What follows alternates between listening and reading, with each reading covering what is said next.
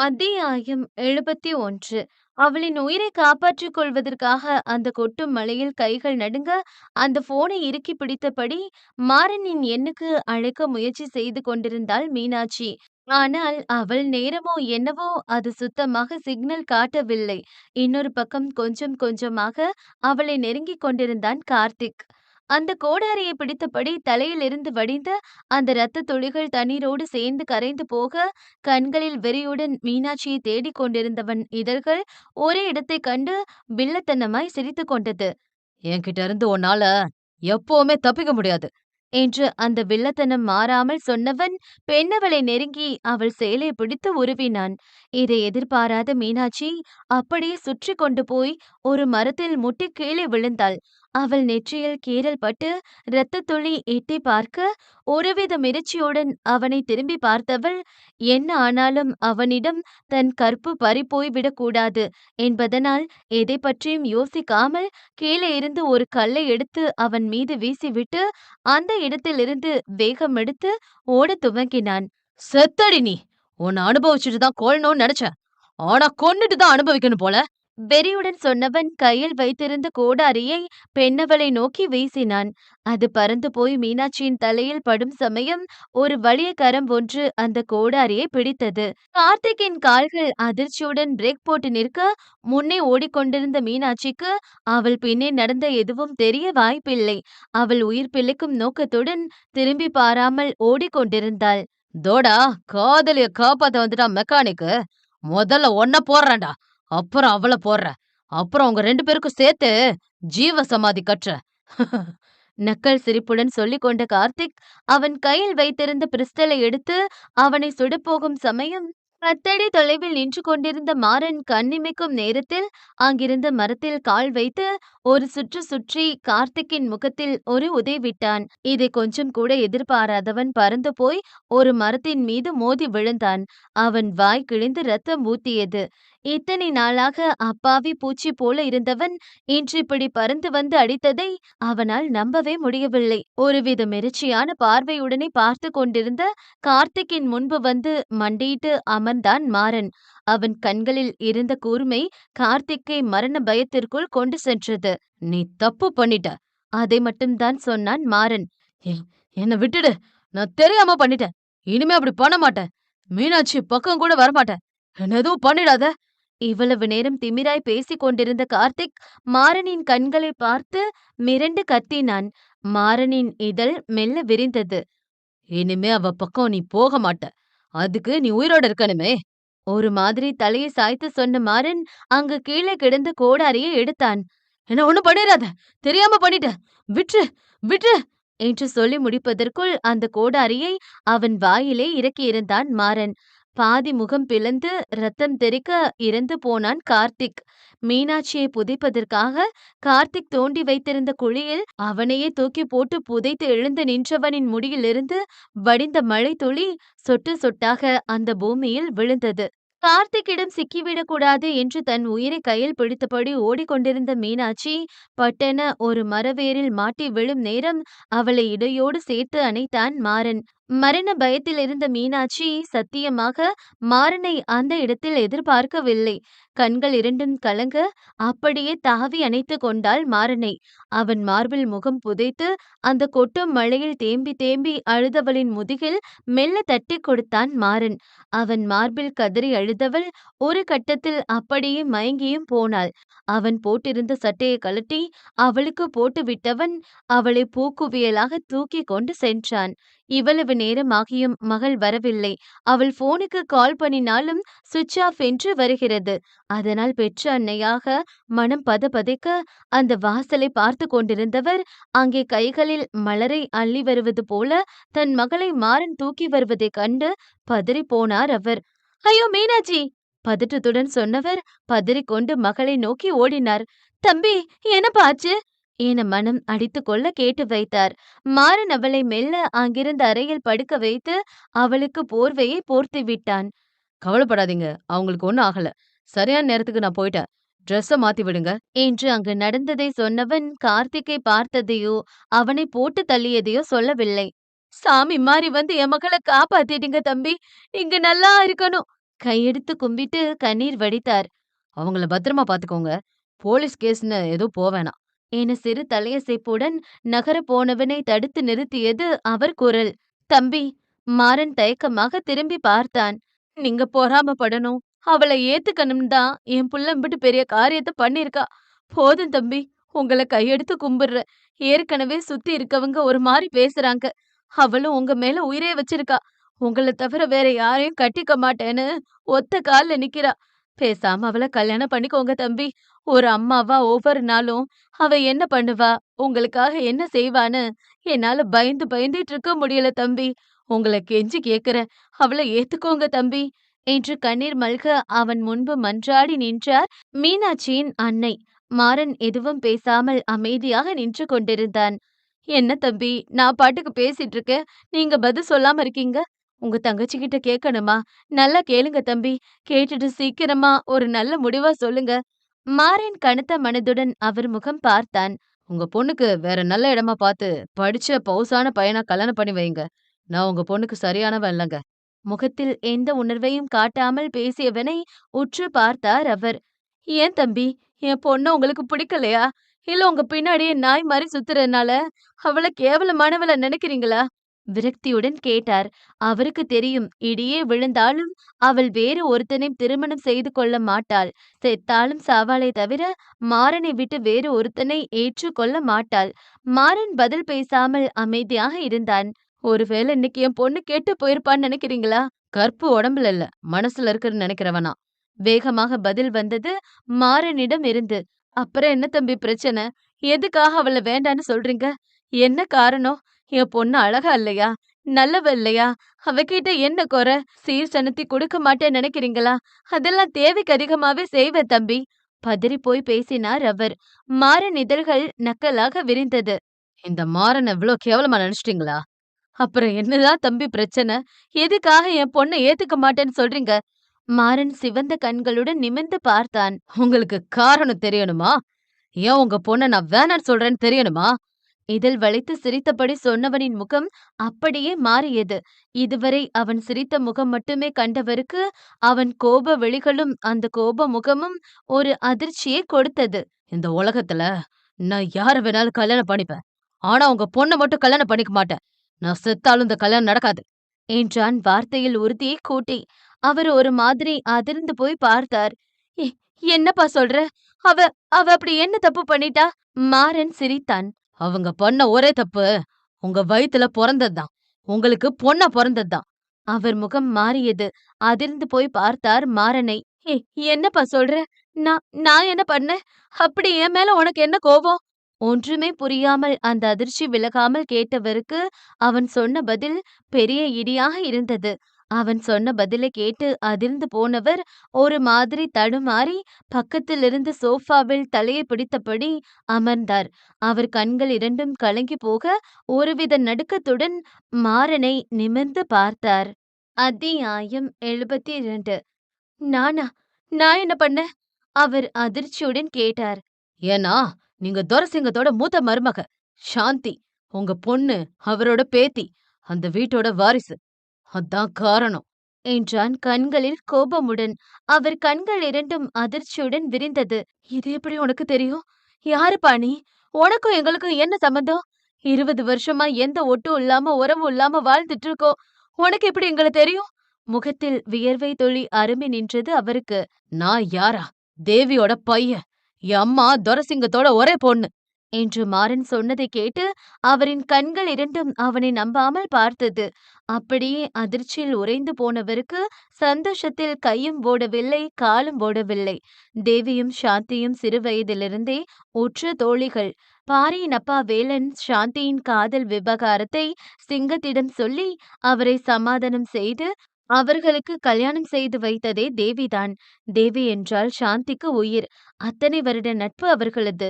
ஆனால் சாந்திக்கு கல்யாணம் ஆன சில வாரங்களிலே தேவி காதல் திருமணம் செய்து அங்கிருந்து ஓடிவிட்டார். அன்றுதான் அவளை கடைசியாக பார்த்தது.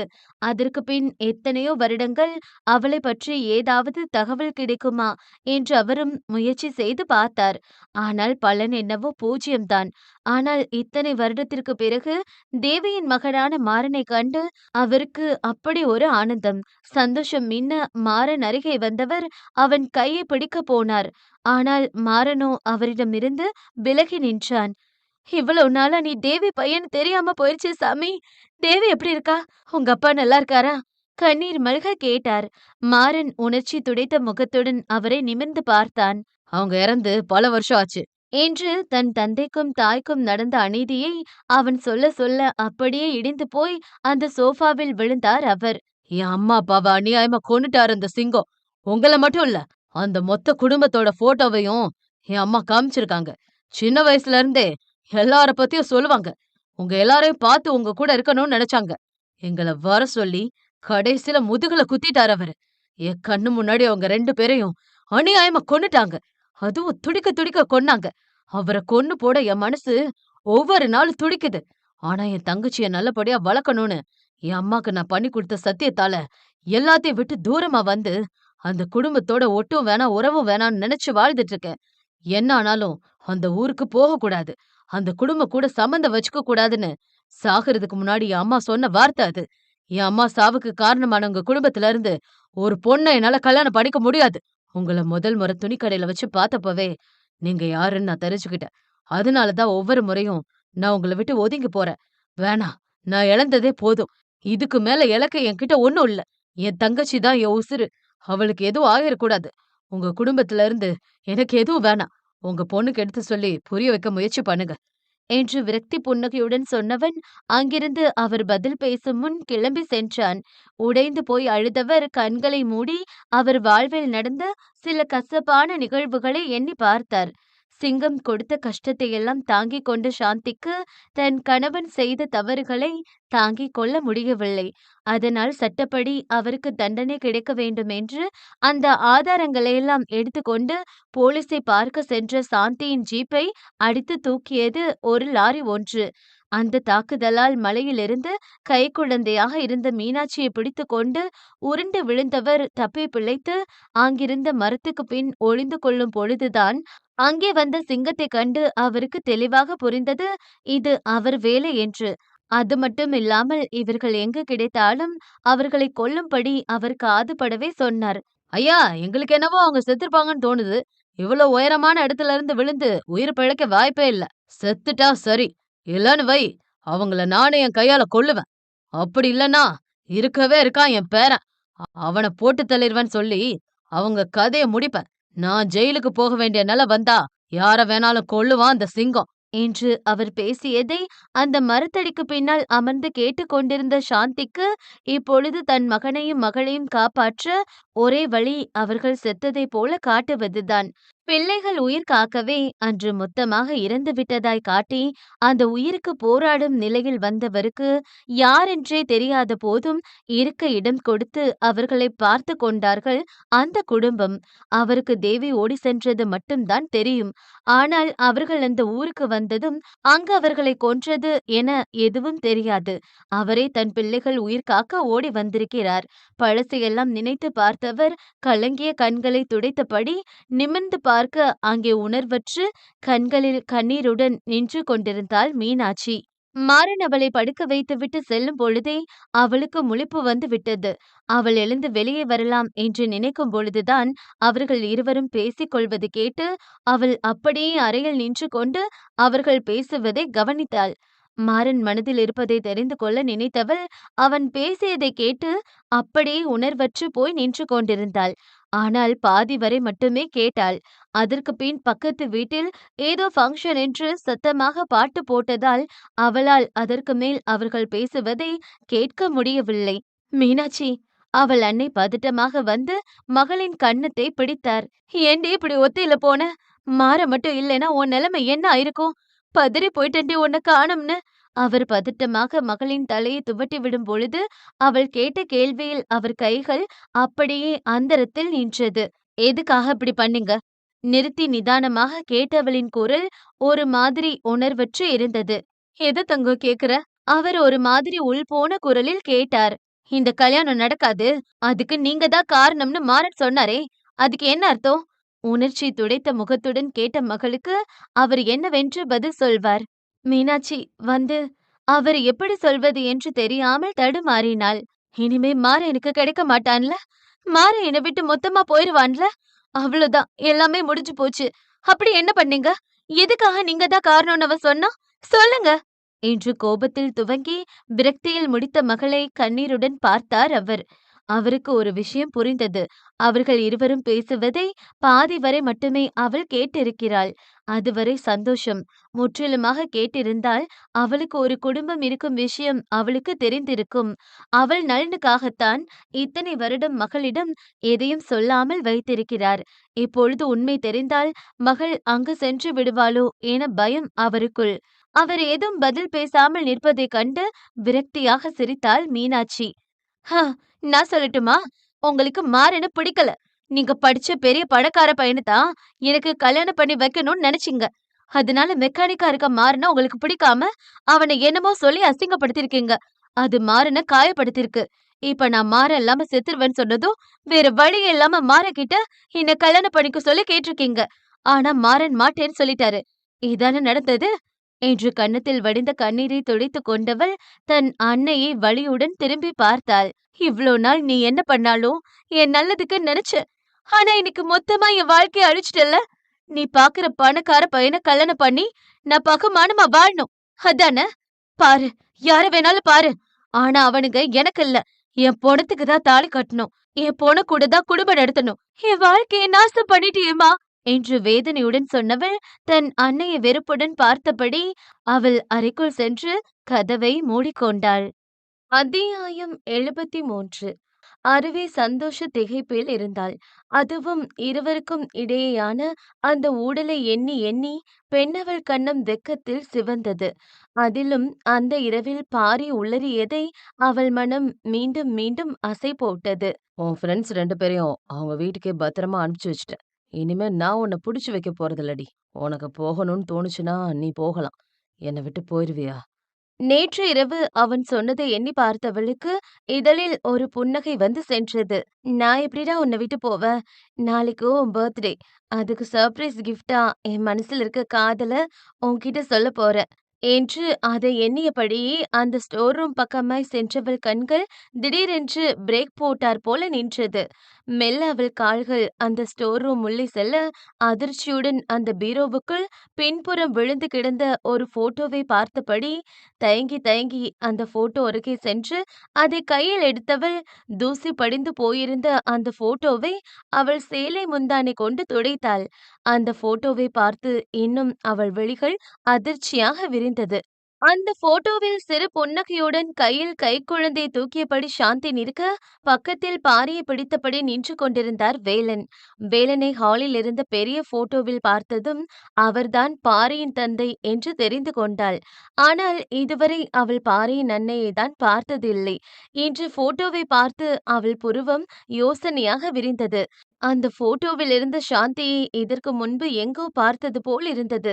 நெற்றியினை பிடித்தபடி யோசித்து பார்த்தவளுக்கு இப்பொழுது ஞாபகம் வந்தது அவர் யாரென்று. தன் அண்ணனை ஜெயிலில் வைப்பதற்காக மீனாட்சியின் வீட்டுக்கு சென்றபோது அவரை பார்த்த ஞாபகம். இவங்க மீனாட்சியோட அம்மா தானே? இவங்க தான் பாரியோட அம்மாவா?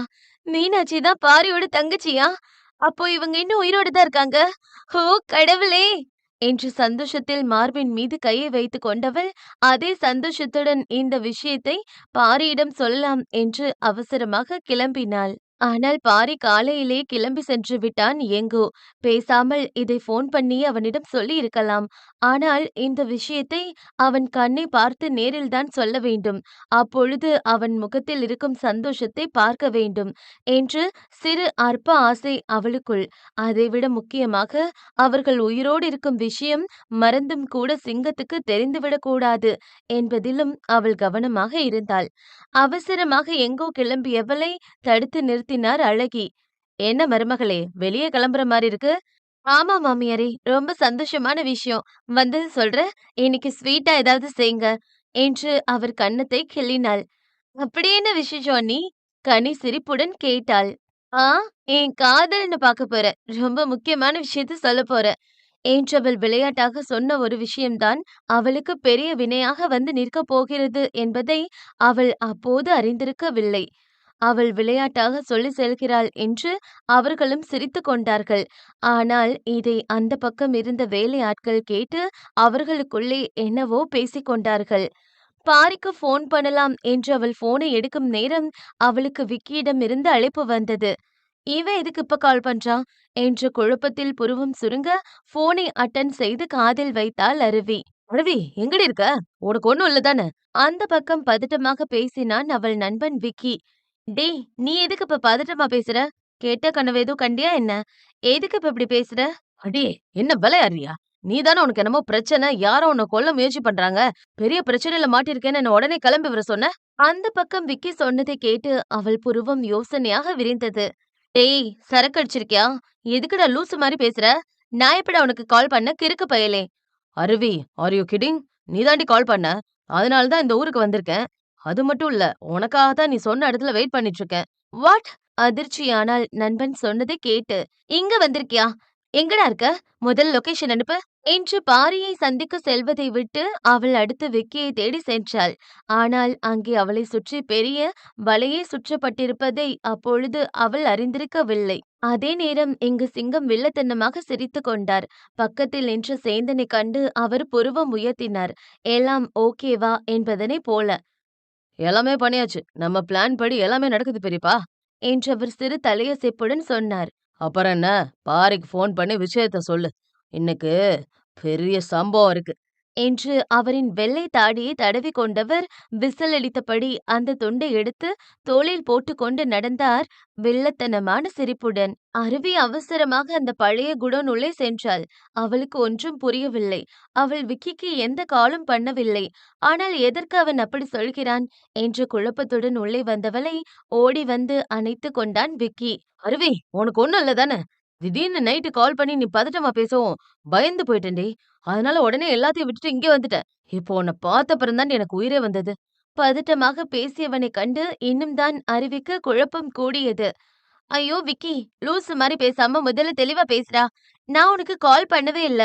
அண்ட் உனக்கு ஃபோன் பேசவும் இல்ல. வேணும்னா என் ஃபோன பாரு என்று அவள் ஃபோனை எடுத்து பார்த்தவளுக்கு அதிர்ச்சி. அவள் ஃபோனிலிருந்து கால் போயிருந்தது. ஆனால் அவள் ஃபோன் செய்யவில்லை. அவனிடம் பேசவும் இல்லை. அருவிக்கு பைத்தியம் பிடிப்பது போல இருந்தது. பாரு, நீ தாண்டி கால் பண்ணிருக்க. என்ன மறந்துட்டியா? ஐயோ! நான் பண்ணலன்னு சொல்றேன்ல. என்ன நம்புடா. நான் கால் பண்ணல. இங்க வேற என்னமோ நடக்குது. முதல்ல நம்ம இங்கிருந்து வெளிய போணும். நீ கிளம்பு. எனக்கு ஒரு பிரச்சனையும் இல்ல. நீ போ. நான் கால் பண்ணி உனக்கு சொல்றேன். என்று விக்கி சொல்வதை காதில் வாங்காமல் அவன் கையை பிடித்து அழைத்து வந்தவள் அந்த கதவு மூடியிருப்பதைக் கண்டு புருவம் சுருங்கினாள். சற்று முன்பு அவள் வரும்பொழுதுதான் அந்த கதவு திறந்திருந்தது. ஆனால் இப்பொழுது கதவை எப்படி மூடியிருக்க முடியும் என்று அந்த கதவை திறக்க முயற்சி செய்தாள். என்னடி ஆச்சு? எதுக்கு இப்ப குரங்கு மாரி அங்க இங்க ஓடுற? விக்கி அவளை புரியாமல் பார்த்தான். இங்க என்னமோ தப்பா நடக்குதுடா. நான் உனக்கு கால் பண்ணல. வேற யாரோ தான் இத பண்ணிருக்காங்க. பதட்டமாக பேசியவள் வேற ஏதாவது வழி இருக்குமா என்று தேடினாள். ஆனால் அந்த குடோனிலிருந்து வெளியே செல்வதற்கு ஒரு வழி மட்டும்தான் இருந்தது. ஆனா உன் வாய்ஸ் தாண்டி எனக்கு நல்லா தெரியும். விக்கியும் ஒன்றும் புரியாமல் குழப்பமாக நெற்றியை பிடித்தான். அதான்டா எனக்கும் புரியல. வேற என்னமோ தப்பா நடக்குதுடா என்று அவள் யோசனையுடன் வேறு வழியை தேடிக் கொண்டிருக்கும் சமயம் மேலே ஒரு ஜன்னல் இருப்பதைக் கண்டு அதில் ஏறியவள் பட்டென்று வழுக்கி கீழே விழுந்தாள். அப்பொழுது அவளை தாங்கி பிடித்தான் விக்கி. அதே சமயம் அந்த குடோன் கதவு கிரீச் என்ற சத்தத்துடன் திறக்கப்பட்டு வெளிச்சத்துக்கு நடுவே அந்த பக்கம் நின்று கொண்டிருந்தார்கள் சிங்கம், சேந்தன் மற்றும் அவர்களுடன் பாரிவேந்தனும். பாரியின் கண்கள் அங்கே விக்கியின் கையில் பூக்குவியலாக இருந்த அருவியின் மீது அழுத்தமாக படிந்தது. அவர்களைக் கண்டு பதட்டமாக விக்கியின் கையில் இருந்து கீழே குதித்தாள் அருவி. நம்ம வீட்டுக்குன்னு ஒரு கௌரவம் இருக்கு, ஒரு ஒழுக்கம் இருக்கு. ஆனா அப்படி கள்ளக்காதலன தனியா வர சொல்லி, அவன் கூட பட்ட பகல்ல இப்படி உன் பொண்டாட்டி பண்ற காரியத்த பாரு. நான் கூட அத நம்பல. எனக்கு கோவம் வந்துச்சு. ஆனா கண்ணு முன்னாடி பாக்கும்போது எப்படி நம்பாம இருக்க முடியும்? இதுக்கு தான் பொட்டச்சிங்கள அடக்கி வைக்கணும். இல்லனா இதோ இப்படித்தான் கண்ட மேனிக்கு அரிப்படுத்து அலைவாளுக என்று சிங்கம் ஒழுக்க சீலனைப் போல பேசி அருவியை பார்த்து ஒரு வில்லத்தனமான சிரிப்பை உதிக்க அத்தனையும் புரிந்து போனது அருவிக்கு. இது அத்தனையும் கட்டம் கட்டி பிளான் செய்தது அவர்தான் என்று. ஐயோ! இல்லங்க.